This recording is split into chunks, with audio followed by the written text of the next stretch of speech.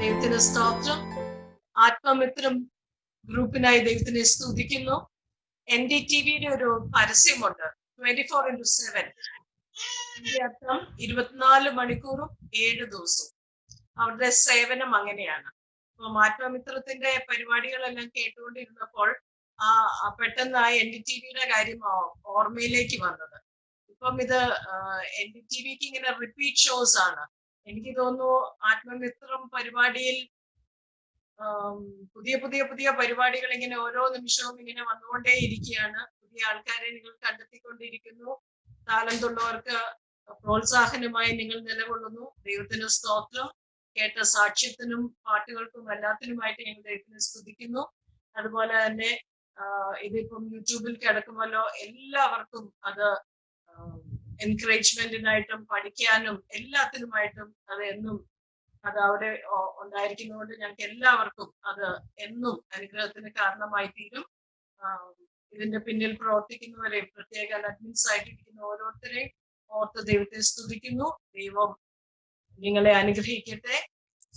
ഓരോ നിമിഷവും നിങ്ങൾക്ക് വേണ്ടുന്ന കൃപയും ഗൈഡൻസും എങ്ങനെ മുന്നോട്ട് പോകണം എന്നുള്ള ആലോചനയും ദൈവം നിങ്ങൾക്ക് തന്ന് നിങ്ങളെ മുന്നോട്ട് നയിക്കട്ടെ. ഇതിന്റെ പിന്നിൽ അധ്വാനിക്കുന്ന ടീമിനെ മുഴുവനായി ഓർത്ത് ദൈവത്തെ സ്തുതിക്കുന്നു, പ്രാർത്ഥിക്കുകയും ചെയ്യും. ഇന്നത്തെ ഒരു ഷോർട്ട് ചിന്തയ്ക്കായിട്ട് വളരെ ലളിതമായിട്ടുള്ള ഒരു പാസേജ് ആണ് തിരഞ്ഞെടുത്തിരിക്കുന്നത്. എല്ലാവർക്കും അറിയാവുന്ന ഒരു പാസേജ്. അതിൽ നിന്ന് വളരെ കുറച്ച് പാഠങ്ങൾ നമ്മുടെ പ്രാക്ടിക്കൽ ലിവിങ് ബന്ധപ്പെട്ട് നമുക്കൊന്ന് ചിന്തിക്കാമെന്ന് ഓർത്താണ്.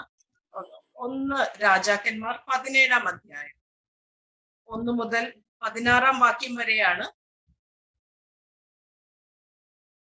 അതിലെ എല്ലാ കാര്യങ്ങളും വായിച്ചാൽ നമുക്ക് ചിലപ്പോൾ സമയം കിട്ടിയെന്നിരിക്കത്തില്ല. നമുക്ക് അങ്ങനെ പോകുന്ന വഴി നമുക്ക് വായിച്ച് നമുക്ക് പോകാം. ഓക്കെ, 1-ാമത്തെ വാക്യം അത് എല്ലാവർക്കും അറിയാവുന്ന ഒരു കാര്യമാണ്. ഏലിയാവും സാറഫത്തിലെ വിധവയുടെയും കഥയാണ്. നമുക്കത് കഥയല്ല, അന്ന് നടന്ന സംഭവങ്ങളാണ്. നമുക്ക് എല്ലാവർക്കും അതിനകത്തെ ഓരോ വാക്യവും എല്ലാം അറിയാവുന്നതാണ്. So we will think about that. ആദ്യത്തെ വാക്യം മാത്രം ഒന്ന് വായിക്കുന്നു. അതിനകത്തെ 2-ാമത്തെ ഭാഗം. ഞാൻ സേവിച്ചു നിൽക്കുന്ന ഇസ്രായേലിന്റെ ദൈവമായ യഹോവയാണേ, ഞാൻ പറഞ്ഞല്ലാതെ ഈ ആണ്ടുകളിൽ മഞ്ഞും മഴയും ഉണ്ടാകുകയില്ല എന്ന് പറഞ്ഞു. ഓക്കെ, നമ്മുടെ ജീവിതത്തിൽ അന്വർത്ഥമാക്കുവാൻ, മീൻസ് നമ്മുടെ ജീവിതത്തിൽ പ്രാക്ടിക്കൽ ആക്കാൻ പറ്റുന്ന ചില പാഠങ്ങളാണ് നമ്മൾ ഇതിൽ കൂടെ ചിന്തിക്കുന്നതെന്ന് നമ്മൾ പറഞ്ഞു. ഓക്കെ, ഇത് എവിടെയാണ് സ്ഥലം എന്ന് നമുക്കറിയാം. ഇത് ആരെ കുറിച്ചാണ് പറയുന്നത്? ഇസ്രായേലിനെ കുറിച്ച്. ആരാണ് അവിടുത്തെ രാജാവ്? ആഹാബ്. ഏറ്റവും വെറുക്കപ്പെട്ട ഒരു രാജാവ് ദൈവത്തിന്റെ മുൻപാകെ. കാരണം ദുഷ്ടത നിറഞ്ഞതായിരുന്നു. ഇനി രാജ്ഞിയാണെങ്കിലോ തിന്മയുടെ പര്യായമായ ഒരു രാജ്ഞി. ഇസ്രായേലിന്റെ സ്ഥിതി I think it was one of the worst. എനിക്ക് പറയാൻ അറിയില്ല, അതുപോലത്തെ ഒരു സ്ഥിതിയിലായിരുന്നു അവർ. ജനം ദൈവവിരോധികൾ, അന്യ ദേവന്മാരെ ആരാധിക്കുന്നവരായിരുന്നു. ഇതാണ് അതിന്റെ ഒരു ചിത്രം. അപ്പൊ ഇവിടെ ഏലിയാവിന് ഒരു വലിയൊരു ദൗത്യം ദൈവം കൊടുത്തിരിക്കുകയാണ്. എന്താ? രാജാവിന്റെ അടുത്ത് ചെന്ന് പറയണം. നല്ല സുഖമുള്ള ഒരു കാര്യമാണോ പറയാൻ പറഞ്ഞിരിക്കുന്നത്? രാജാവേ, നമുക്കിനി യുദ്ധത്തിന് പോകണം. യുദ്ധത്തിന് പോകുമ്പോഴുണ്ടല്ലോ രാജാവിന്റെ പടയും ജയിച്ചു വരാൻ പോവുക. എന്തൊരു വിക്ടറി ആയിരിക്കും രാജാവിന് എന്നാണ് പറയുന്നത്. ഒന്നുമല്ല പറയുന്നത്. ഇനി ഞാൻ പറഞ്ഞിട്ടല്ലാതെ ഈ നാട്ടില് മഞ്ഞും മഴയും പെയ്യുകയില്ല.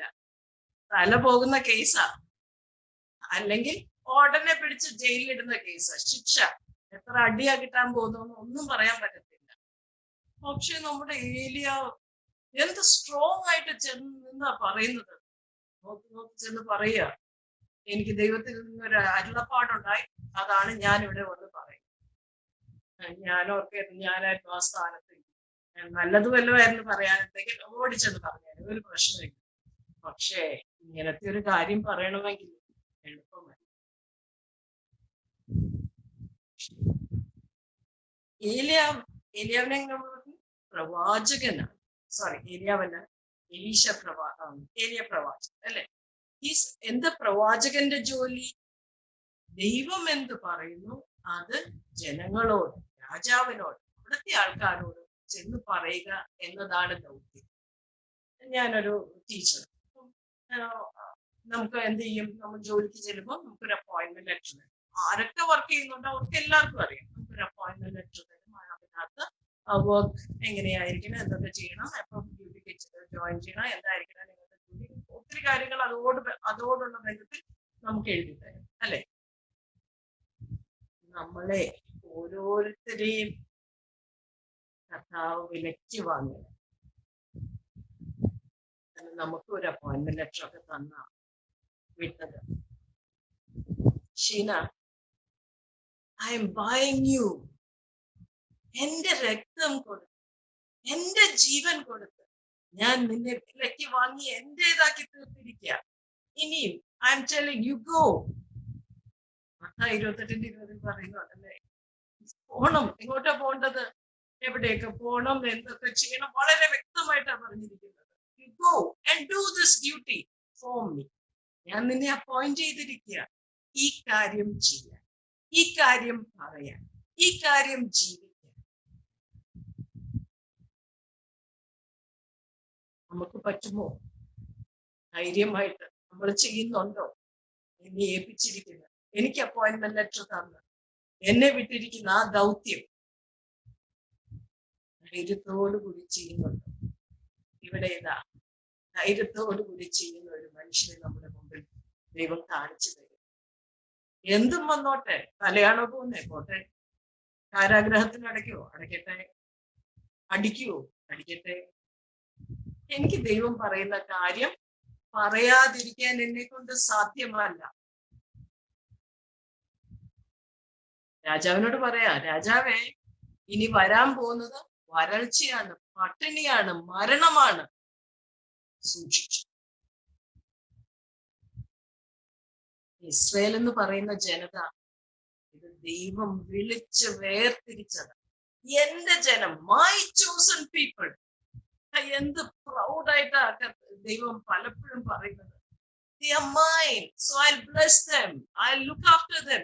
They are mine. ഇങ്ങനെ എപ്പോഴും പഴയ നിയമത്തിൽ നമ്മൾ പലപ്പോഴും കാണുന്നത് അതല്ലേ, എന്റേതാണ്. അങ്ങനെ പറഞ്ഞ് ഇത്ര ദൈവത്തിന്റെ ഏറ്റവും വലിയ സമ്പത്തായിരിക്കുന്ന ഇസ്രായേൽ ജനം ഇപ്പോൾ എന്ത് ചെയ്യുന്നത്? ദൈവമോ യഹോവയോ ആരാത്? ഞങ്ങൾക്കിപ്പോ ആവശ്യത്തിന് ദൈവങ്ങളുണ്ട്. എല്ലാ മരത്തിന്റെയും കീഴിൽ ഞങ്ങൾ ആവശ്യത്തിന് ദൈവങ്ങളെയൊക്കെ വെച്ചിട്ടുണ്ട്. ആ ദൈവത്തോടെ ഞങ്ങൾ പ്രാർത്ഥിക്കുന്നത്. ഇസബേൽ രാജ്ഞിയാണ് ഞങ്ങൾക്ക് എത്ര ബാല ദൈവങ്ങളെ ഞങ്ങൾക്ക് ഇവിടെ തന്നിരിക്കുന്നതെന്നോ. എന്തൊക്കെ സ്വർണം വെച്ച് വേണോ, വെള്ളി വെച്ച് വേണോ, മരത്തിന്റെ എന്ത് വേണം പറഞ്ഞാൽ മതി. ഞങ്ങൾക്ക് അങ്ങനത്തെ എല്ലാ തരം ദൈവങ്ങളും ഉണ്ട്. ഇനിയിപ്പോ പ്രത്യേകിച്ചൊരു ജീവനുള്ള ദൈവം എന്ന് പറയുന്നൊരു ദൈവമൊന്നുമില്ല. ഇതെല്ലാം ദൈവങ്ങളാ. ആ കൂട്ടത്തിൽ വേണമെങ്കിൽ നമ്മുടെ നിലപാട് എന്താണ്? പല കാര്യത്തിൽ നമ്മൾ കോംപ്രമൈസ് ചെയ്തു പോകുന്നുണ്ടോ? അറിഞ്ഞിട്ട് പാവം ചെയ്താൽ അതിന്റെ ശിക്ഷ അത് ഭീകരമായിരിക്കും. ഞാൻ പറഞ്ഞിട്ടല്ലാതെ മഞ്ഞും മഴയും ഉണ്ടാകും, മരണമുണ്ടാകാം, വെള്ളത്തിനുള്ള ക്ഷാമമുണ്ടാകും, പുതിയ വരൾച്ച ഉണ്ടാകും. നിങ്ങൾ ബുദ്ധിമുട്ടിലേക്കാണ് പോകുന്നത്. ദൈവത്തിങ്കിലേക്ക് തിരിഞ്ഞില്ല. നിങ്ങൾക്കുണ്ടാകാൻ പോകുന്ന ബുദ്ധിമുട്ടുകൾ എന്തൊക്കെയാണെന്ന് നിങ്ങൾ തന്നെ നോക്കിക്കണ്ടു. അതൊരു വശം. മറ്റേ വശത്തോ ദൈവത്തെ വിളിച്ചപേക്ഷിച്ചതുകൊണ്ട്, ദൈവത്തിൽ വിശ്വാസം അർപ്പിച്ചതുകൊണ്ട് ആ കണ്ണിന്റെ കൃഷ്ണമണി പോലെ കാത്ത് പരിപാലിക്കപ്പെടുന്ന ഒരു പ്രവാചകൻ. ബാക്കി ഒരു സൈഡിൽ മുഴുവൻ വെള്ളത്തിന് ഇനി ക്ഷാമം വരാൻ പോവാണെന്നെല്ലാം പറഞ്ഞപ്പോഴും നമ്മുടെ ദൈവം ഏലിയാവിനെ കെരീത്ത് തോട്ടിലോട്ട് കൊണ്ടുപോകും. അവിടെ ഇഷ്ടം പോലെ വെള്ളം. വെള്ളം മാത്രമാണോ? എന്നും വെള്ളം കുത്തി കിടക്കാനാണോ ദൈവം പറഞ്ഞത്? അല്ല, അവിടെ ആൾക്കാർ എന്താ കാക്കയെ വിട്ടിരിക്കുന്നത് അപ്പവും ഇറച്ചിയും ഒക്കെ ആയിട്ട്. ഓ, എന്തൊരു സുഖമല്ലേ! നമ്മുടെ ഏലിയാവിനെ ദൈവം കാത്തു പരിപാലിക്കുന്ന രീതി ഒന്ന് നോക്കി. മനുഷ്യർക്ക് ഉൾക്കൊള്ളാൻ പറ്റാവുന്നതിനേക്കാൾ അപ്പുറമായിട്ടുള്ള ഒരു കാര്യമാണ്. കാക്കയെ വിട്ട് അപ്പവും ഇറച്ചി. ഓ, നമുക്ക് കാക്കയൊക്കെ അത് കൊണ്ട് തരുന്ന ഒരു കാര്യം നമുക്ക് ചിന്തിക്കാൻ പോലും പറ്റും. പക്ഷെ ദൈവത്തിനെ കൊണ്ട് അസാധ്യമായിട്ടുള്ളത് ഒന്നുമില്ല മക്കളെ. അതാണ്. ഇനി ഇന്നത്തെ പോലെ സ്വിഗ്ഗിയോ സൊമാറ്റോയോ അങ്ങനെ വല്ലതും ഓർഡർ ചെയ്തിട്ട് ദൈവം ഫ്ലൈ ചെയ്ത് കൊടുത്തു വിടുന്നതാണോ? ഒന്നുമില്ല. അന്നിത് ഈ പറയുന്നത് ഒന്നുമില്ല. ഏതെങ്കിലും അന്ന് ബേക്കറി ഇല്ല. ഇനി ഇന്നൊക്കെ ആണെങ്കിൽ എല്ലാ വീടുകളിലും ഹോം ബേക്കേഴ്സാ. ഇനി അങ്ങനെ വല്ലതും കൊടുത്തു വിട്ടതാണോ? അങ്ങനെയും നമുക്ക് ചിന്തിക്കാൻ പറ്റില്ല. ഏതെങ്കിലും വീട്ടിൽ ഇനിയിപ്പം അടുപ്പൊക്കെ പുകയുന്നുണ്ടോ എന്ന് പോലും നമുക്ക് പറയാൻ പറ്റത്തില്ല. കാരണം അത്രയ്ക്ക് രൂക്ഷമായിട്ടുള്ള ക്ഷാമമാണ്. പിന്നെ സാധ്യതകളൊക്കെ നോക്കുമ്പം ഒരു സ്ഥലത്തെ അടുപ്പ് പുകയുന്നുള്ളൂ. എവിടെയാണെന്നറിയാമോ? കൊട്ടാരത്തിന്. അവിടെ ഇതൊന്നും ഏശുന്നില്ലല്ലോ. ഏറ്റവും അവസാനം പ്രശ്നം ഉണ്ടാകുന്ന ഒരു സ്ഥലമാണല്ലോ അല്ലെ കൊട്ടാരം എന്ന് പറഞ്ഞാൽ. നമ്മുടെ ഇസബേൽ രാജ്ഞിയുടെയും ആഹാബ് രാജാവിന്റെയും കൊട്ടാരത്തിൽ നിന്നായിരിക്കാം ചിലപ്പം നമ്മുടെ കാക്ക എല്ലാ ദിവസവും സുഭിക്ഷമായിട്ട് അവിടെ നിന്ന് എടുത്ത് കൊണ്ടുപോയി നമ്മുടെ ഏലിയാവിന്, അവർക്കെതിരെ പറഞ്ഞ ഏലിയാവിന് കൊണ്ടേ കൊടുക്കുന്നത്. What a provision. What a way of God's dealing with his children. What a way of God providing for his children. നമ്മളെ ഓരോ നിമിഷവും ഓരോ ദിവസവും ദൈവം കാത്തു പരിപാലിക്കുന്നത് ഇങ്ങനെയാണ്. അസാധ്യങ്ങളെ സാധ്യമാക്കി തരുന്ന ഒരു ദൈവം.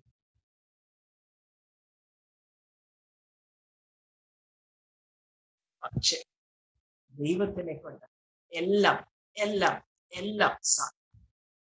എത്ര നാളെന്ന് അറിഞ്ഞില്ല ഇതിങ്ങനെ പോയത്. വെള്ളം, അപ്പം, ഇറച്ചി എല്ലാം ഒക്കെ. നമ്മുടെ ഏലിയാവ് ഇപ്പൊ നല്ല കംഫർട്ട് സോണില്ല. ഉറങ്ങുക, കഴിക്കുക, എന്തോ വേണോ അല്ലേ? നല്ല കംഫർട്ട് സോണിൽ ആരും ഡിസ്റ്റർബ് ചെയ്യാനില്ല, ഒരു പ്രശ്നവുമില്ല. Everything is going on so smooth. പെട്ടെന്ന് 7-ാം വാക്യം. എന്നാൽ ദേശത്ത് മഴ പെയ്യായികയാൽ കുറെ ദിവസം കഴിഞ്ഞ ശേഷം തോട് വറ്റിപ്പോയി. അവിടെ പ്രശ്നങ്ങൾ തുടങ്ങി. തോട് വറ്റി. ഇപ്പൊ ആരും വരുന്നില്ല. കാക്കയുടെ വരവും അതോടുകൂടി നിന്നതാണ്. വെള്ളവും ഇറച്ചിയും അപ്പവും എല്ലാം ഒറ്റയടിക്കങ്ങ് നിന്നുപോയി. നമ്മുടെ ജീവിതത്തിൽ ഇങ്ങനെയില്ലേ? നമ്മളെല്ലാരും നല്ല കംഫർട്ട് പോയിക്കൊണ്ടിരിക്കുമ്പോൾ ഓൾ ഓൺ എ സഡൻ പെട്ടെന്നൊരു അസുഖം, നമ്മൾ ചിന്തിക്കാത്ത അസുഖങ്ങൾ, നമ്മളെ പിടിച്ചു കുലുക്കുന്ന അസുഖങ്ങളായിരിക്കാം. ചിലപ്പം ബാങ്ക് ബാലൻസിനായിരിക്കാം പ്രശ്നം. ചിലപ്പോൾ നമ്മുടെ അക്കൗണ്ട് തന്നെ ഫ്രീസ് ചെയ്യപ്പെട്ടതായിരിക്കാം. ചിലപ്പം നമ്മുടെ മക്കൾ വിദേശത്തുണ്ടായിരുന്നു, അവരുടെ ജോലിക്ക് ബുദ്ധിമുട്ടുണ്ടായി. ചിലപ്പോൾ നമ്മുടെ മക്കളുടെ ജീവിതത്തിൽ, കുടുംബജീവിതത്തിൽ പ്രശ്നങ്ങൾ, നമ്മൾ നനച്ചിരിക്കാത്ത അപ്രതീക്ഷിതമായ ഒത്തിരി പ്രശ്നങ്ങൾ. ക്ഷണിക്കപ്പെടാത്ത അതിഥിയായി പലതും നമ്മുടെ ജീവിതത്തിൽ വന്നെന്ന് വന്നു. നമ്മളെല്ലാവരും നമ്മുടെ കർത്താവിനോട് ചോദിക്കുന്ന ഒരു ചോദ്യമുണ്ട് ഈ സമയം. വൈ കർത്താവ് എന്നെ എന്തുകൊണ്ട് നീ അതിന് വേണ്ടി തിരഞ്ഞെടുത്തു? ഞാൻ ഇത് ചെയ്യുന്നില്ലായിരുന്നോ? ഞാൻ എന്നും യോഗത്തിന് പോകുന്നില്ലേ? ഞാൻ സ്വത്രാഴ്ച കൊടുക്കുന്നില്ലേ? അല്ലെങ്കിൽ ഞാൻ ദൈവത്തിന് വേണ്ടി ഇന്ന കാര്യങ്ങളെല്ലാം ചെയ്യുന്നില്ലേ? എന്നിട്ടും എന്തുകൊണ്ട് കർത്താവേ? Y me?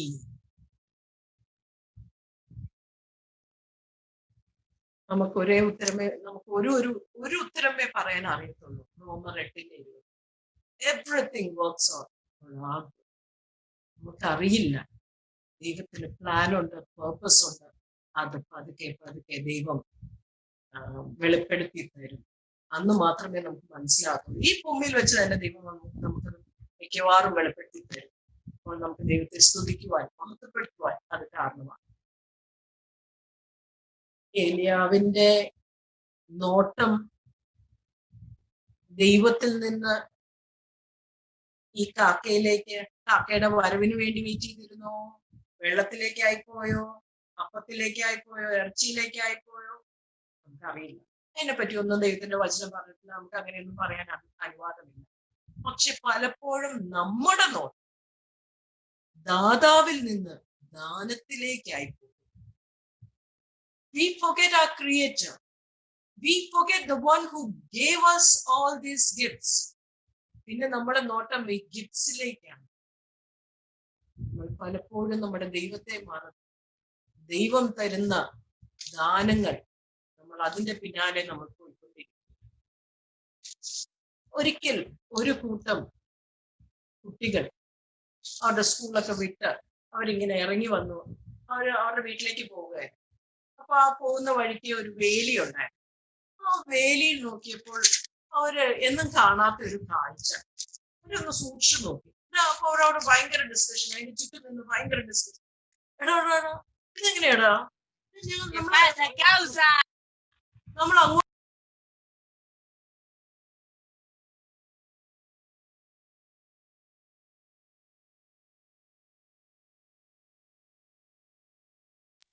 Anti phone mute ആയിപ്പോയെ. ആന്റി ഫോൺ മ്യൂട്ട് ആണ്.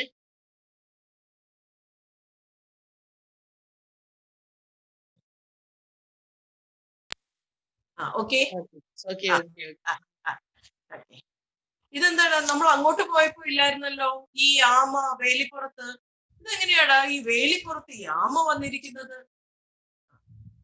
പല ഡിസ്കഷൻ. അവർ കൂടി നിന്ന് അവിടെ ഭയങ്കര ഡിസ്കഷൻ. കുട്ടികളല്ലേ, അവർ പലരും പലതും പറഞ്ഞു.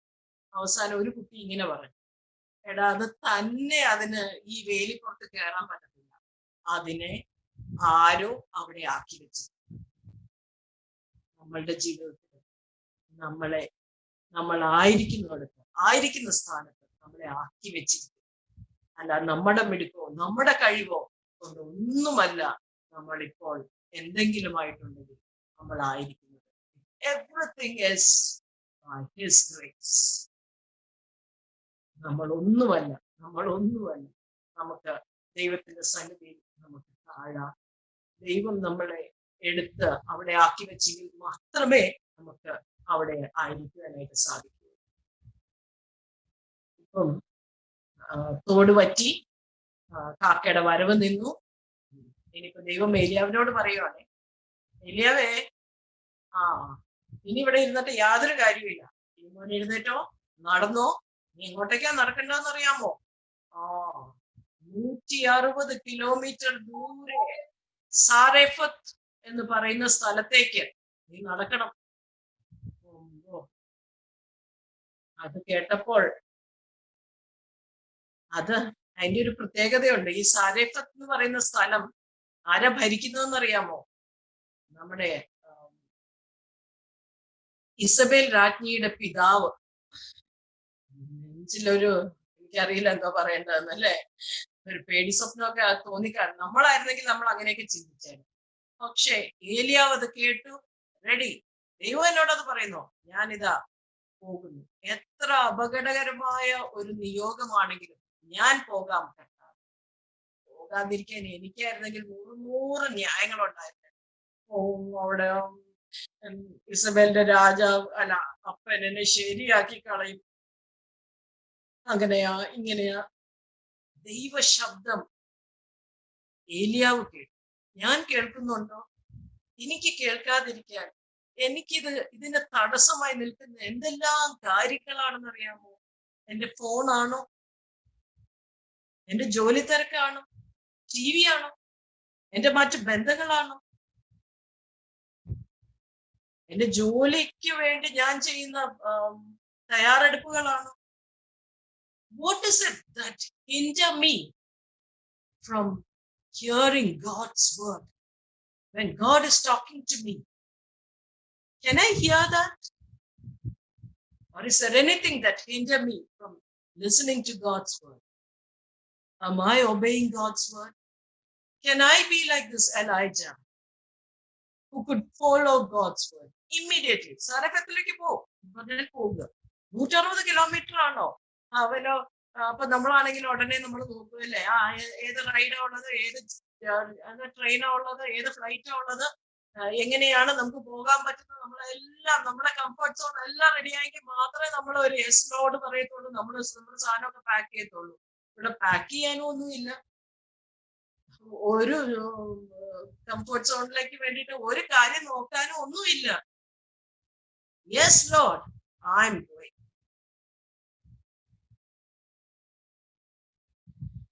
എന്തൊരു വെയില്, എന്തൊരു ചൂട്, ഒന്നും പ്രശ്നമാകുന്നില്ല. ദൈവം എന്നോട് പറഞ്ഞോ, ഐ ഹാവ് ടു ഗോ.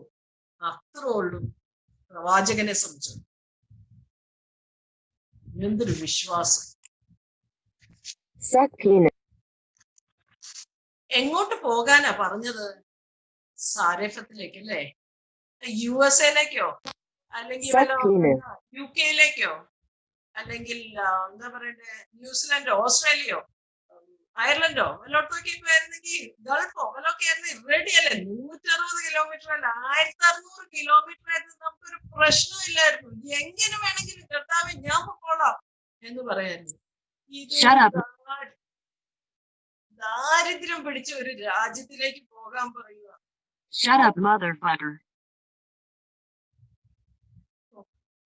നമുക്ക് പോകാൻ പറ്റുമോ? ദൈവം നമ്മളോട് ഒരു കാര്യം പറഞ്ഞ ഈ ഏലിയാവിനെ പോലെ, yes Lord, I am ready, I will go. നീ പറഞ്ഞാൽ മാത്രം മതി, ഞാൻ പോകാം. അവിടെ ഇനി പോകാൻ പറഞ്ഞ സ്ഥലം എങ്ങനെയാ? അവിടെ വല്ല നാട്ടിലെ പ്രമാണിയുടെ അടുത്തോട്ട് ചെല്ലാനാണോ? അല്ല. പിന്നെ എന്താ പറഞ്ഞു? വീട് അടുത്തേക്ക്. എന്നാലൊരു ധനികയായ വിധവയായിരുന്നെങ്കിലോ, ഈ മറ്റോടത്തായിരുന്നെങ്കിൽ നമ്മുടെ എന്താ എരീത്ത് തോട്ടിലായിരുന്നെങ്കിൽ ഒരു കാക്കയായിരുന്നു. പക്ഷേ ഇവിടെയോ ഈ ധനികയാണെങ്കിൽ എനിക്ക് വിഷയമേ അല്ലേ? എനിക്ക് നല്ല ഫുഡ് എനിക്ക് കിട്ടുമായിരുന്നു. എനിക്ക് കിട്ടുമല്ലോ. എന്നാൽ അങ്ങനെയാണേലും എനിക്ക് കുഴപ്പമില്ല, ഞാൻ അങ്ങോട്ടേക്ക് പൊക്കോളാം. ഇനി അവിടെ ചെന്ന് കഴിഞ്ഞാൽ പിന്നെ എന്റെ കാര്യം റെഡിയാണല്ലോ. എങ്ങനത്തെ ഒരു വിധവയുടെ അടുത്തോട്ടാ ചെല്ലാൻ പറഞ്ഞിരിക്കുന്നത്? 9-ാം വാക്യത്തിൽ നമ്മൾ കാണും. എങ്ങനത്തെ വിധവയുടെ അടുത്തോട്ടാ പറഞ്ഞിരിക്കുന്നത്?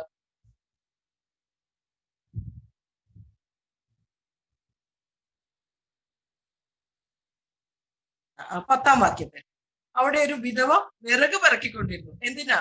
അവസാനത്തെ മീലിന് വേണ്ടിയിട്ട് ഉള്ള ഒരു വിറക് പറക്കല അല്ലെ?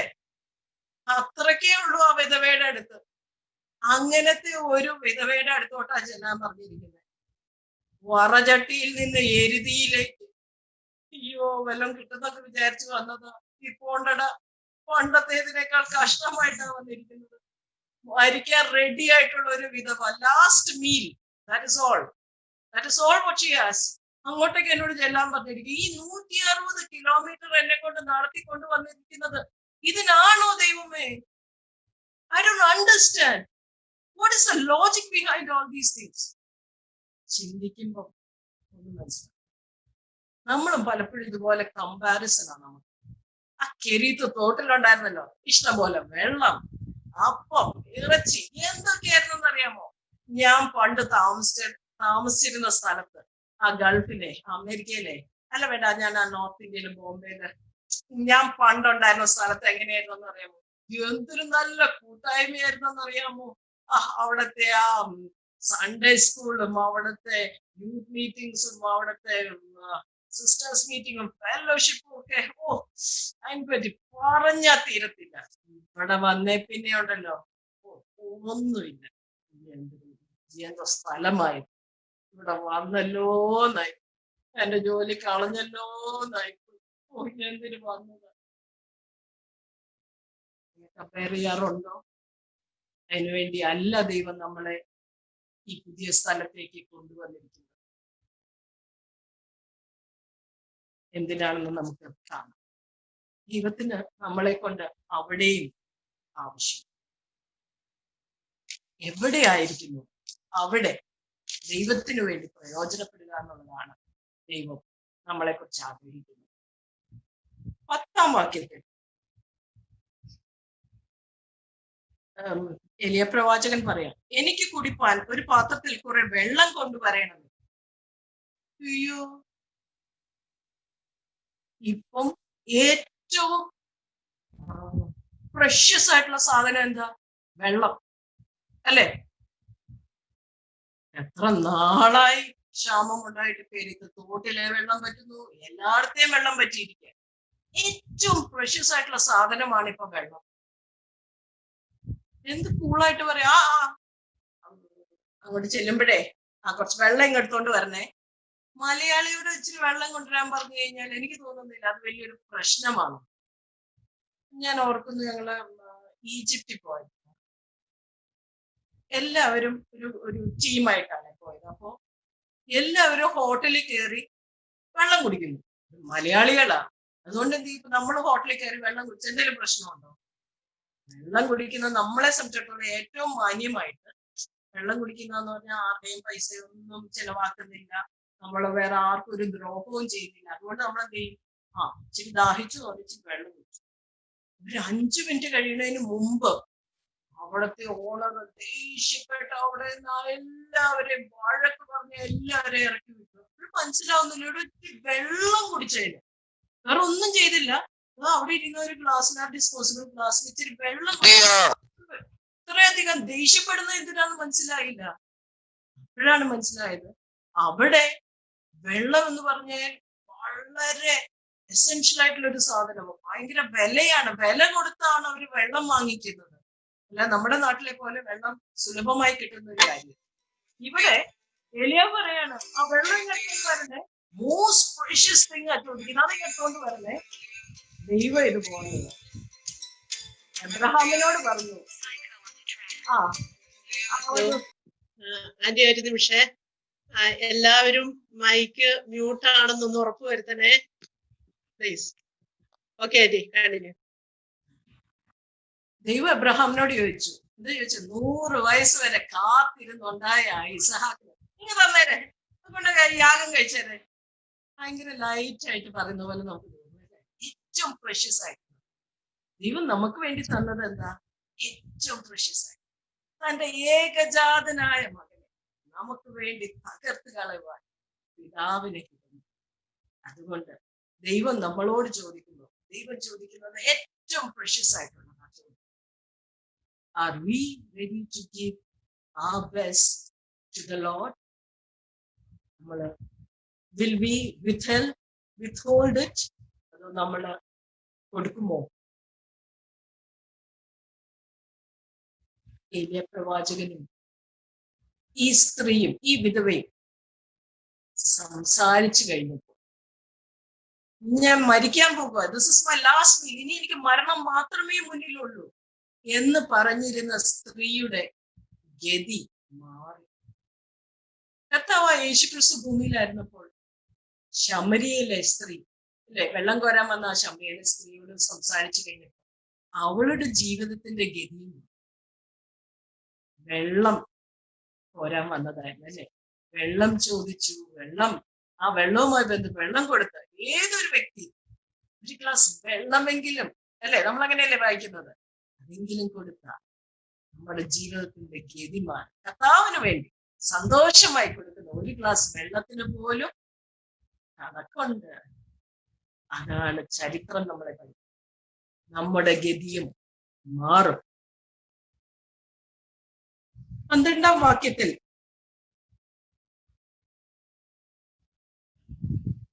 ഇതുകൊണ്ട് ചെന്ന് എനിക്കും മകനും ഒരുക്കി, ഇത് ഞങ്ങൾ തിന്നിട്ട് മരിക്കാനിരിക്കുകയായിരുന്നു എന്നത്. നിരാശയാണ് അവളുടെ വാക്യത്തിൽ മുഴുവനും, നിരാശയാണ്. അതാണ് അവളുടെ ജീവിതത്തിന്റെ റിയാലിറ്റിയാണത്. ഇനി എനിക്ക് മുന്നോട്ട് പോകാൻ ഒന്നുമില്ല. എനിക്ക് ഇനി എന്താണ് എന്റെ ജീവിതത്തിലുള്ളത്? ഇത് തിന്നുക, ഞാൻ മരിക്കും. പക്ഷേ the reality that you and I see in front of me is not the reality in front of God. ദൈവത്തിന് സ്തോത്രം. പലപ്പോഴും എന്റെ കണ്ണിന്റെ മുൻപിൽ എന്തുണ്ടോ അതാണ് റിയാലിറ്റി നമ്മളെ സംബന്ധിച്ചിടത്തോളം. പക്ഷെ ദൈവത്തിന്റെ മുൻപാകെയുള്ള റിയാലിറ്റി അതാണ്. God sees our future. നമുക്ക് ജസ്റ്റ് നമ്മുടെ കണ്ണിന്റെ മുൻപിൽ കാണുന്ന ജസ്റ്റ് ആ ഒരു കാര്യം മാത്രമേ ഉള്ളൂ നമ്മുടെ മുൻപാകെ. പക്ഷെ ദൈവത്തിന്റെ മുൻപാകെ അങ്ങനെ. He knows what is best for us. He knows what is my future. And he holds my hands. Just give yourself completely to God and experience the miracle that he has for you. ആ അടുക്കളയിലോട്ട് നമുക്കൊന്ന് പോകാം. ആ സ്ത്രീയുടെ സാഹത്തിലെ വിധവയുടെ അടുക്കളയിലേക്ക്. അവിടെ എനിക്ക് തോന്നുന്നു ഞാൻ അന്ന് രാവിലെ ആയപ്പോഴത്തേക്കും എല്ലാ പാത്രവും കൊട്ടി നോക്കുക. ആ മാവ് ഇച്ചിരിയും കൂടെ ഉണ്ടോ, ഒരപ്പത്തിനും കൂടെ ഉണ്ടോ, എല്ലാ പാത്രവും കൊട്ടി അതിനകത്തുള്ള മാവുകളെല്ലാം ഒന്ന് കൊട്ടി ഒരു പാത്രത്തിനകത്തോട്ടാക്കി. എണ്ണയാണെങ്കിൽ എണ്ണ അറ്റത്ത് ഒരു തുള്ളി 2 തുള്ളി എണ്ണ ഉണ്ടായിരിക്കും. അതൊക്കെ ഒന്ന് കമത്തി വെച്ച് ഞാൻ വിറക് വറക്കാൻ പോകുമ്പോഴത്തേക്ക് ആ തുള്ളി എണ്ണയും കൂടെ ഒന്ന് ഒഴുകി ഒന്ന് വീഴട്ടെ, എനിക്ക് അതുകൂടെ ഒന്ന് ഉപയോഗിക്കാമല്ലോ എന്താണേലും ലാസ്റ്റ്. അപ്പോഴുണ്ടോ ഒരാൾ വന്ന് പറയുക, എനിക്കുള്ള അടയും കൂടെ ഉണ്ടാക്കി തന്നേരെ, എന്നിട്ട് നീ പോയി നിന്റെ കാര്യം. അയ്യോ എടാ, എന്റെ ലാസ്റ്റ് വിഷയം, ഞാൻ മരിക്കാൻ പോവാൻ ലാസ്റ്റ് വിഷയമാണ് എന്താ, ഈ അട തിന്നിട്ട് ഞാൻ എന്റെ മോനും കൂടെ ലാസ്റ്റ് മീൽ എന്തെങ്കിലും കഴിച്ചിട്ടൊന്നും മരിക്കട്ടെ ഞങ്ങള്. അപ്പൊ ഉണ്ടോ ഒരാൾ വന്ന് പറയുക, എനിക്കുള്ളത് ആദ്യം ഉണ്ടാക്കി. എനിക്കാദ്യം. Is God first in my life? Is God first in my priority? എവിടെയാ ദൈവം എന്റെ ലിസ്റ്റില്, പ്രയോറിറ്റി ലിസ്റ്റില് എവിടെയാ കിടക്കുന്നത്? ഇപ്പൊ IPL ഒക്കെ നടക്കുക. അന്നേരം നമുക്കറിയാം ഓരോരുത്തരും ഇങ്ങനെ ഓരോ മാച്ച് അനുസരിച്ച് ലിസ്റ്റില് അവര് ഒന്നിന് മുകളിലോട്ട് കയറ്റും അല്ലെങ്കിൽ താഴോട്ടാക്കും. അങ്ങനെ പലപ്പോഴും രോഗം വരുമ്പോ നമ്മുടെ ലിസ്റ്റില് ഫസ്റ്റ് ആണ് കർത്താവ്, അല്ലേ? ഒരു പ്രയാസം വരും, പഠിക്കുന്നവർക്കൊക്കെ അവരുടെ ഇതൊക്കെ സബ്മിറ്റ് ചെയ്യേണ്ടാന്ന്. അയ്യോ, ദൈവത്തിന് എത്ര പ്രാവശ്യം വിളിക്കുന്നതെന്ന് അറിയാമോ? പരീക്ഷയ്ക്ക് പോകുമ്പോ എത്ര പ്രാവശ്യം വിളിക്കുന്നതെന്ന് അറിയാമോ? ഞങ്ങളും അതെ, ജോലിക്ക് പോകുമ്പോ ഇന്ന് ഞങ്ങളെ എക്സാമിൻ ചെയ്യാൻ ഒരാൾ വരുന്നത് എത്ര പ്രാവശ്യം വിളിക്കുന്നു. അല്ലെങ്കിലോ ദൈവം നമ്മുടെ പ്രയോറിറ്റി ലിസ്റ്റിൽ താഴെടുക്കുക. ആവശ്യങ്ങൾക്ക് വേണ്ടിയിട്ട് വിളിക്കുന്ന ഒരാളാണോ ദൈവം? അങ്ങനെയല്ല ദൈവം നമ്മളെ കുറിച്ച് ആഗ്രഹിക്കുന്നത്. He wants us. ഓരോ നിമിഷം എന്റെ ജീവിതം കൺട്രോൾ ചെയ്യുന്ന വ്യക്തിയായി തീരണം എന്നുള്ളതാണ് കർത്താവ് ആഗ്രഹിക്കുന്നത്. എപ്പോഴും എന്റെ കൂട്ടാളിയെ, എന്റെ സഖിയെ എനിക്ക് ആലോചന പറഞ്ഞു തരുന്ന ഒരു വ്യക്തിയാണ്. ദൈവം പറയുന്നത് അനുസരിച്ച് ഞാൻ മുന്നോട്ട് പോകണം എന്നുള്ളതാണ് എന്റെ ദൈവം എന്നെ കുറിച്ച് ആഗ്രഹിക്കുന്നത്. He wants to partner with us. എന്താ നമ്മൾ ലാസറിന്റെ കല്ലറയ്ക്കൽ കല്ലുരുട്ടി മാറ്റാൻ പറയണം. എന്താ കല്ലുരുട്ടി മാറ്റിയില്ലെങ്കിൽ ലാസറിന് ഉയർപ്പിക്കാൻ പറ്റത്തില്ലായിരുന്നു. 5 അപ്പവും 2 മീനും കൊണ്ട് 5000 പേരെ പോഷിപ്പിച്ചപ്പോ എന്താ പറയുന്നത്, നിങ്ങളുടെ പക്കൽ എന്തുണ്ട് ഇല്ലേ? ചോദിക്കുക. എന്തിനാ അത് കിട്ടിയിട്ട് വേണോ? അല്ലെ ആകാശത്ത് നിന്ന് അല്ലെ വേറെ ഏതെങ്കിലും രീതിയിൽ അവിടെയുള്ള എല്ലാവർക്കും ആഹാരം കൊടുക്കാൻ പറ്റത്തില്ലായിരുന്നു? പറ്റുമായിരുന്നു, തീർച്ചയായിട്ടും പറ്റുമായിരുന്നു. പക്ഷേ he wants to partner. ഞാനും കൂടെ കർത്താവിന്റെ പദ്ധതിയിൽ ഭാഗമാകണം. അതാണ് കർത്താവിന്റെ ആഗ്രഹം. ഏത് മിറക്കലും കർത്താവിന് ചെയ്യാൻ ആഗ്രഹം. കഫർന്നഭൂമിൽ ചെന്നിട്ട് പറയാം, എനിക്ക് അവിടെ ഒന്നും ചെയ്യാൻ പറ്റില്ല, കാരണം അവരുടെ അവിശ്വാസം നിൽക്കും. എന്റെ ജീവിതത്തിലോട്ട് എന്റെ ടൈമിൽ എന്റെ ജീവിതത്തിലോട്ട് നോക്കിയിട്ട് കർത്താവ് അന്ന് നമ്മൾ അവിടെ കർത്താവിന്റെ മുമ്പാകെ നിൽക്കുമ്പോൾ ഇങ്ങനെ പറയുന്നു, ഷീനയുടെ അവിശ്വാസം അവളുടെ ജീവിതത്തിൽ എനിക്കൊന്നും ചെയ്യാൻ പറ്റില്ല. ഞാൻ വലിയ പ്രതീക്ഷയോട് കൂടിയാണ് ഞാൻ അവളെ ഇന്ന സ്ഥലത്ത് നിന്നത്, ഇന്നയാളുടെ വൈഫായിട്ട്, ഇന്നയാളുടെ മക്കളായിട്ട്, ഇന്നയാളുടെ മരുമകളായിട്ട്, ഇന്ന സഭയിൽ, ഇന്ന ജോലിക്കായിട്ട്, ഇന്ന നെയ്ബേഴ്സിനെ അവളുടെ അടുത്തോട്ട് ഞാൻ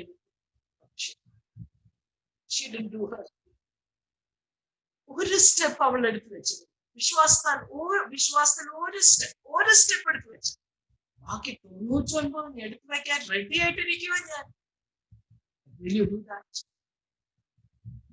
ഇവിടെ ഇല്ല ആ വിധവ. She obeyed. She took step in faith. പിന്നെന്താ കാണുന്നത്?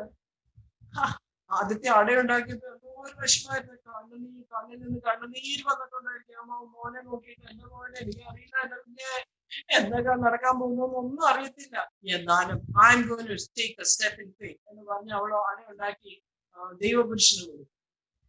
ആഫ്റ്റർ ദാറ്റ് ഒരിക്കൽ പോലും സങ്കടപ്പെടേണ്ട വന്നിട്ടില്ല. എന്തൊരു അത്ഭുതം അല്ലേ! ദൈവം നമ്മുടെ ജീവിതത്തിൽ ഇങ്ങനെ അത്ഭുതങ്ങൾ ചെയ്യാൻ റെഡി ആയിട്ടായിരിക്കും.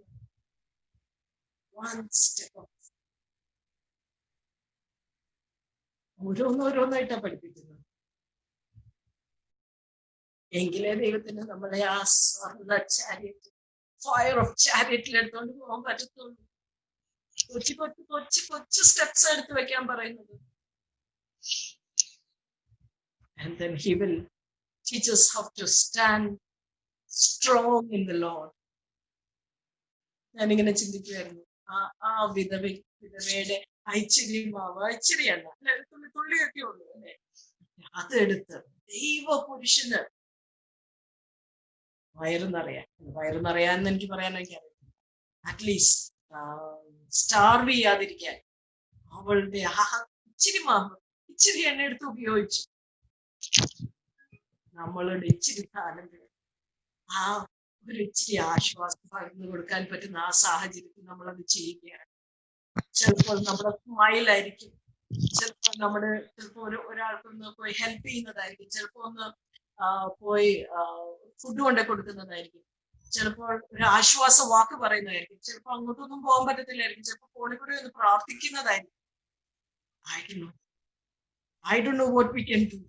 നമ്മുടെ സിറ്റുവേഷൻ, ഓരോരുത്തരുടെയും situation different. What will we do for them? നമ്മുടെ ഇച്ചിരി ഉള്ളായിരിക്കും, നമ്മുടെ മാവ് ഒരു അടയ്ക്കുള്ളതേ ഉള്ളായിരിക്കും, അത് കർത്താവിന് വേണ്ടി കൊടുക്കാമോ?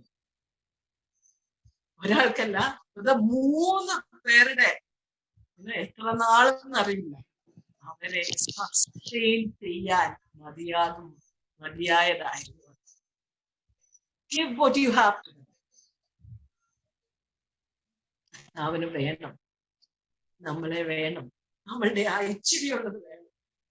കിട്ടിയിട്ട് കത്താൻ എന്തെങ്കിലും ചെയ്യാനല്ല, but because he wants to partner with us. നമ്മുടെ ഈ വളരെ കൊള്ളാത്ത അല്ലെങ്കിൽ പാപികളായ, we are not talented or we are not big shots or നമ്മൾ വലിയ വലിയ ആൾക്കാരോ ഒന്നുമില്ല, പക്ഷേ ഈ നമ്മളെ പോലും കർത്താവിന് ആവശ്യം. നമുക്ക് നമ്മളെ തന്നെ കർത്താവിന്റെ സന്നിധി നമുക്ക് സമാധാനം. നമ്മുടെ തീരുമാനം, നമ്മുടെ ഓരോ ദിവസത്തെയും നമ്മുടെ ചിന്തകൾ, നമ്മുടെ വാക്കുകൾ, നമ്മുടെ പ്രവർത്തികൾ, നമ്മുടെ കരുതലുകൾ, ഇതോരോന്നും കർത്താവിന് വേണ്ടിയായിരുന്നു.